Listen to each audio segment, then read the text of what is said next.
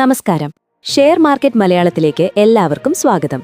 Indian ഓഹരി വിപണിയുടെ ചരിത്രത്തിൽ തന്നെ ഏറ്റവും വലിയ ഉയർച്ചകളിൽ ഒന്നു കണ്ട ഒരു ദിനമായിരുന്നു ഇന്ന്. കഴിഞ്ഞ 6 വർഷത്തിനിടയിലെ ഏറ്റവും വലിയ ഒറ്റദിന കുതിപ്പാണ് ദലാൽ സ്ട്രീറ്റിൽ ഇന്ന് നാം കണ്ടത്. സെൻസെക്സിൽ 2900 പോയിന്റിന്റെ ചരിത്ര മുന്നേറ്റം. അമേരിക്കൻ കോടതിയിൽ ഗൗതം അദാനിക്ക് ലഭിച്ച വമ്പൻ വിജയം. IDBI ബാങ്ക് ഓഹരി വിൽപ്പനയിലെ പുതിയ റിപ്പോർട്ടുകൾ.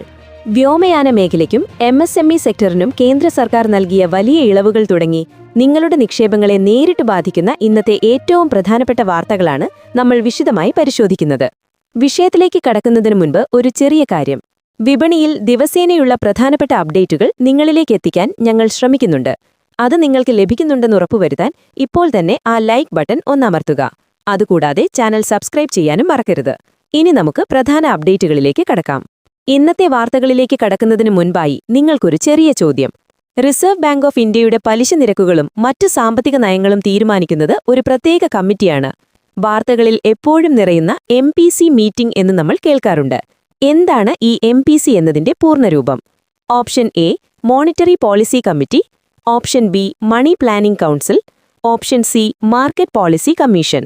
ഇതിന്റെ ശരിയായ ഉത്തരം അറിയാവുന്നവർ ഇപ്പോൾ തന്നെ താഴെ കമന്റ് ചെയ്യുക. വീഡിയോയുടെ അവസാനം ഇതിന്റെ ഉത്തരം ഞാൻ പറയുന്നതാണ്. ആദ്യമായി ഇന്നത്തെ ചരിത്രപരമായ വിപണി കുതിപ്പിനെക്കുറിച്ച് തന്നെ സംസാരിക്കാം.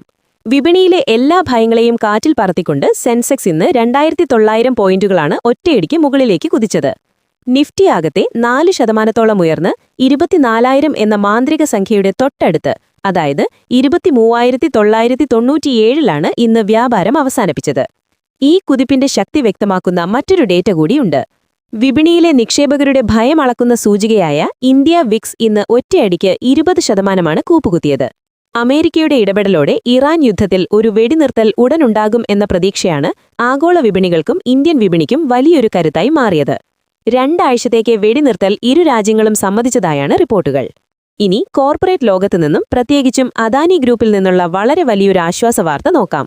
ഗൗതം അദാനിക്കെതിരെ അമേരിക്കൻ മാർക്കറ്റ് റെഗുലേറ്റർ നൽകിയിരുന്ന കേസ് തള്ളിക്കളയാൻ അമേരിക്കൻ കോടതി ഉത്തരവിട്ടു.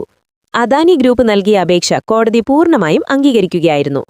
ഹിൻഡൻബർഗ് റിപ്പോർട്ടിനു ശേഷം അദാനി ഗ്രൂപ്പ് നേരിട്ട ഏറ്റവും വലിയ പ്രതിസന്ധികളിലൊന്നായിരുന്നു ഈ വിദേശ കേസ്. ഇതിൽ നിന്നും പൂർണ്ണമായി ഒഴിവാക്കപ്പെട്ടത് അദാനി ഓഹരികളിൽ വിദേശ നിക്ഷേപകരുടെ വിശ്വാസം വർദ്ധിപ്പിക്കും.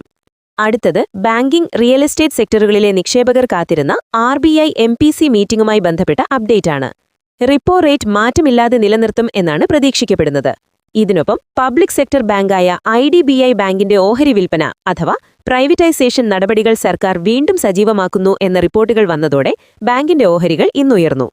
വിവിധ ഇൻഡസ്ട്രികളെ സഹായിക്കുന്നതിനായി ഗവൺമെന്റ് ഇന്ന് പ്രഖ്യാപിച്ച വളരെ മികച്ച 2 തീരുമാനങ്ങൾ നോക്കാം.